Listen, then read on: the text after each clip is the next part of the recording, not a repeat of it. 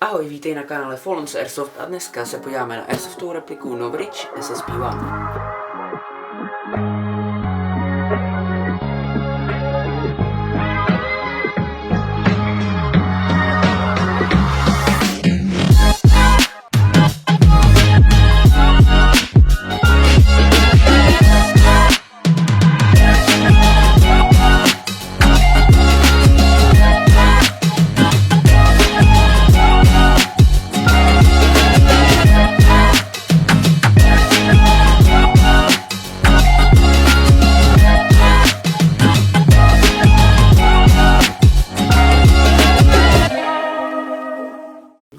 Novridge SSP-1 je airsoftová replika od známého rakouského youtubera Novridge. Zbraň vychází z předlohy Coltu 1911, akorát upravený do takový víc tactical cool verze. Zbraň je celokovová, jenom lučík a střenky jsou plastové.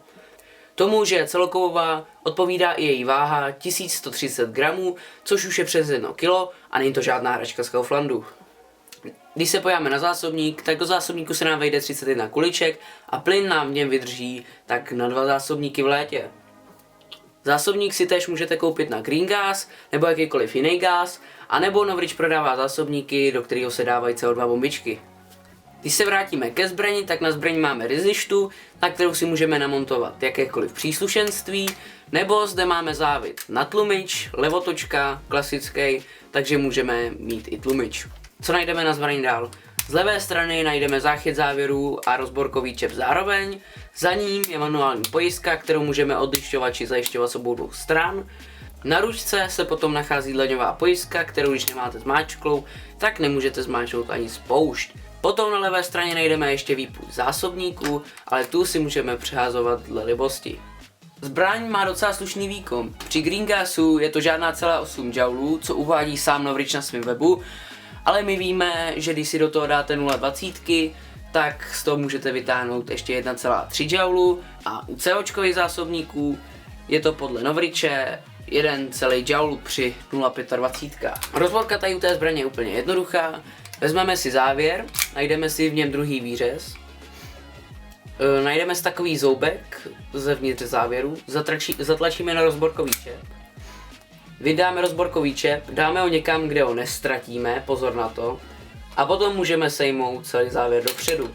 Když budete chtít pokračovat v rozborce dál, tak si vysunete tento černý váleček, vezmete celou vratnou pružinu i s jejím vodítkem a vytáhnete ji celou ven.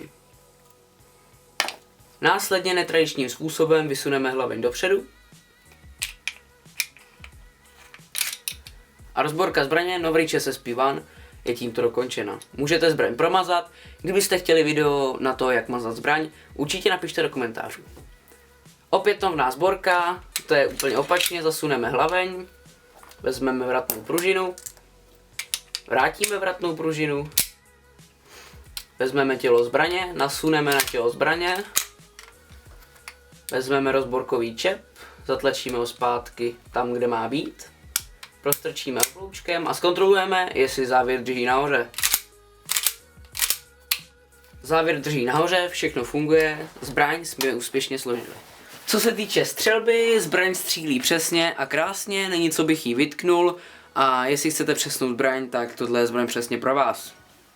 A kdybych tady té zbraní měl říct nějaké plusy a mínusy, tak plus je určitě to, že ta zbraň má rizlištu a závit na tlumič. A další plus je přesnost, jak jsem říkal, ta zbraň je přesná, i když už má něco za sebou nastříleno. Ta zbraň při střelbě má strašně dobrý blowback, což mně se osobně líbí, prostě přibližuje se to realističnosti té zbrani.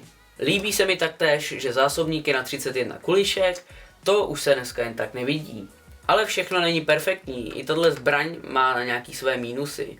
První mínus je třeba, když je závěr v zadní poloze, tak se hlaveň vyklá. Je to i slyšet. Hlaveň se vyklá, je to slyšet, vidět, ale na přesnosti to nějak neubírá, takže mě osobně to nějak moc nevadí. Další mínus je, že se strašně rychle ošoupe barva. Počítejte s tím, že kamkoliv tu zbraň položíte, o to se vám ošoupe. Ať ji položíte prostě do sena, ať ji položíte na kámen, vždycky bude trošku ošoupaná. A už i po pár měsících hraní se mi tady nahoře na hlavni nad hopapem vyšoupalo takový místečko. A když už jsme u toho hopapu, tak Další a poslední mínus je strašně slabá hop-up gumička. Já ten hop-up mám nastavený na 80% a stejně to jakž tak hopuje. Co říct závěrem? Za opravdu dobrý peníz, který do toho dáte, máte docela dobrou zbraň. A kdybych jí měl tuhletu zbraň hodnotit, tak jí dám 7,5 čakunolisů z 10. Já vám děkuji za pozornost, sledujte kluky z Fallen Airsoft na všech sociálních sítích a u příštího videa čau čau.